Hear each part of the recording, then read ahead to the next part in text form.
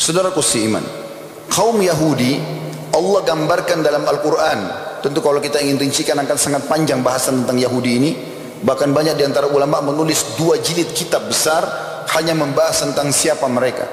Tapi saya akan menjawab pertanyaan ini dengan apa yang Tuhan kita Allah subhanahu wa ta'ala gambarkan tentang mereka.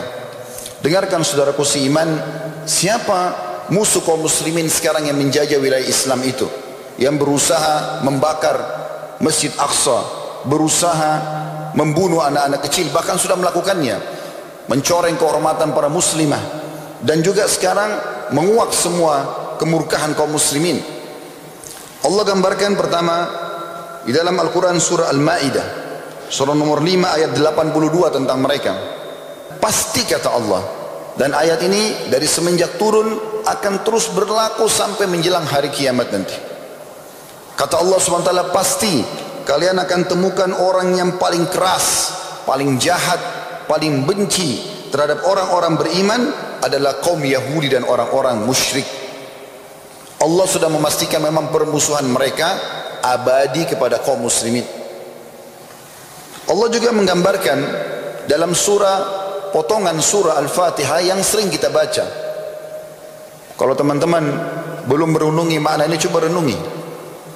Setelah kita mengatakan ihdinas siratal mustaqim, tunjukkanlah kami jalan lurus, siratal ladzina an'amta alaihim, jalan yang telah engkau berikan petunjuk dan nikmat kepada mereka.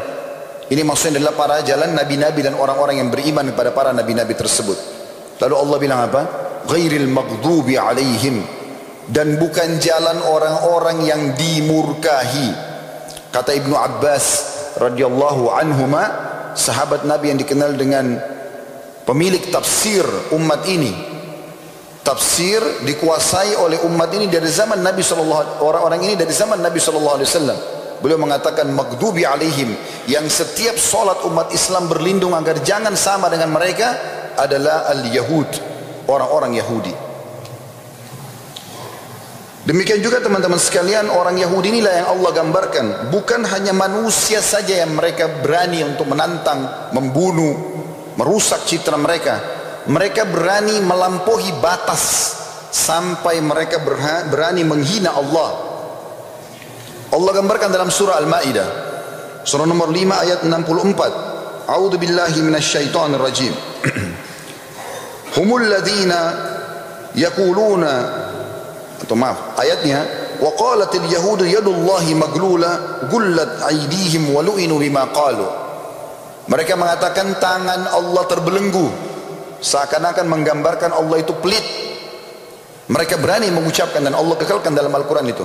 Ketahuilah justru tangan mereka, kata Allah, yang terbelenggu, dan mereka dilaknat terhadap apa yang mereka katakan itu. Mereka juga yang telah mengatakan Allah itu fakir. Bukan cuma manusia mereka mereka langgar haknya Allah, sampai cita mereka berani mengatakan yang menciptakan langit dan bumi, yang setiap hari menyiapkan untuk kita udara, oksigen yang kita hirup, cahaya matahari, bintang-bintang di malam hari, dan sekian banyak fasilitas yang Allah berikan dari hewan-hewan, tumbuh-tumbuhan, segala macam hal di muka bumi ini, mereka mengatakan Allah fakir. Allah gambarkan di dalam surah Al-Imran, surah nomor 3 ayat 181. Sekaligus dalam ayat ini juga dijelaskan, mereka lah kaum yang paling berani untuk membunuh para utusan Allah. Belum ada di muka bumi ini kaum, kelompok manusia yang Allah utus nabi atau rasul lalu dibunuh nabi dan rasulnya, kecuali orang-orang Yahudi ini. Dalam surah Al-Imran ayat 181 Allah berfirman, Allah telah mendengar siapapun yang telah mengatakan Allah itu fakir. Ini orang-orang Yahudi yang berkata, dan kami adalah orang-orang yang kaya, maka kami akan catat perkataan mereka itu, dan mereka membunuh para nabi-nabi yang telah diutus tanpa kebenaran. Maka kami katakan kepada mereka, rasakanlah siksa api neraka.